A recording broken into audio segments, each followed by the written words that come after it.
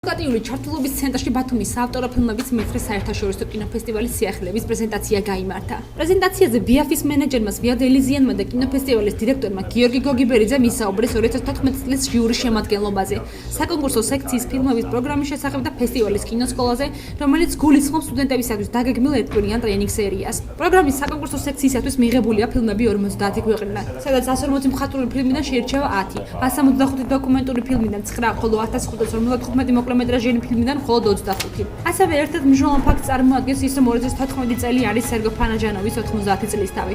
ამასთან დაკავშირებით ფესტივალზე წარმოდგენილი იქნება რამდენიმე ფილმი და 2 გამოფენა. კოლაჟები, რომელიც ერევანის ფანაჯანოვის მუზეუმიდან იქნება ჩამოტანილი და იური მეჩთოვის ფოტოგამოფენა. ბათუმის კინოფესტივალი ტრადიციულად სექტემბერში გაიმართება. წლევანდელი ფესტივალის თარიღები არის 14-21 სექტემბერი. რაც შეეხება გარდა კინოპროგრამისა და დაგეგმილ აქტივობებს ჩვენს კინოფესტივალზე, ერთ-ერთი საინტერესო აქტივობა იქნება ბიაფის კინოსკოლა, რომელიც უკვე მესამე წელია რაც ტარდება ჩვენი ფესტივალის ფარგლებში. ამ ეტაპზე ფესტივალის მხარდამჭერი იქნება ჯარის განათლების და კულტურის სამინისტრო, რომელსაც მიმდინარეობს მოლაპარაკები. და ეს კინოსკოლა წინა ნაწილებისგან განსხვავებით იქნება 3 ეტაპიანი.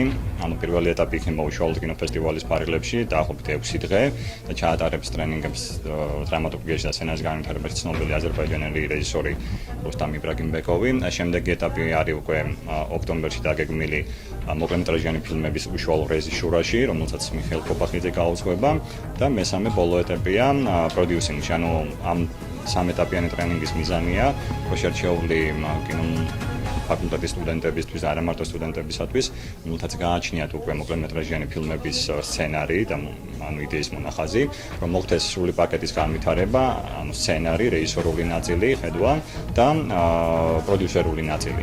და შემდეგ უკვე მათ შეეძლებათ, რომ ეს გამზადებული პროექტები წარადგინონ ფინანსირებისათვის, როგორც აჭარის რეგიონალურ კინოფონდში, ვიცით რომ მეორე წელია მოქმედებდა ძალიან წარმატებული პროექტია და ასევე კინოცენტრის მიერ გამოცხადებულ ან ნებისმიერ სხვა უცხოურ პლატფორმებზე, რომელშიც ჩვენი შესაძლებლობების პარკებში დავეხმარებთ. ვიღოთ რომ ყოველწლიურად უკეთეს და უკეთეს ფილმები შევარჩიოთ, ანუ ეს მასშტაბებიდან გამომდინარე ფესტივალებსაც ჩვენ ვესწრებით ყოველწლიურად.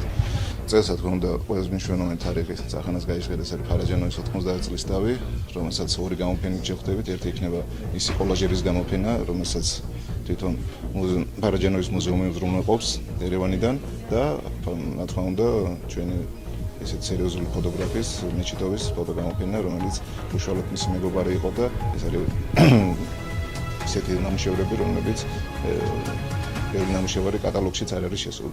რაც შეეხება ჟიურის კიდევ აქ მხატვრული ფილმების ჟიურის თავმჯდომარე გახლავთ რომან ბალაიანი, ეს უკრაინელი რეჟისორი. ამას პოსტსაჯარო კინოში წარდგენა არ ჭირდება, ძალიან ცნობილი ფიგურაა, მეცენატიც, რეჟისორის და ასე შემდეგ. რა თქმა უნდა, ვფიქრობ, რომ ძალიან დიდი ჯაფა დააწყვება ჟიურის იმისთვის, რომ არჩიოს საუკეთესო. ბიაფის მენეჯერმა შეხვედრაზე ასევე ისაუბრა კინოფესტივალის ინდუსტრიული შეხვედრების მნიშვნელობაზე, რაც უცხოელ და ქართულ კინემატოგრაფებს კონტაქტების დამყარებასა და პროდუქციის განვითარებაში დაეხმარება.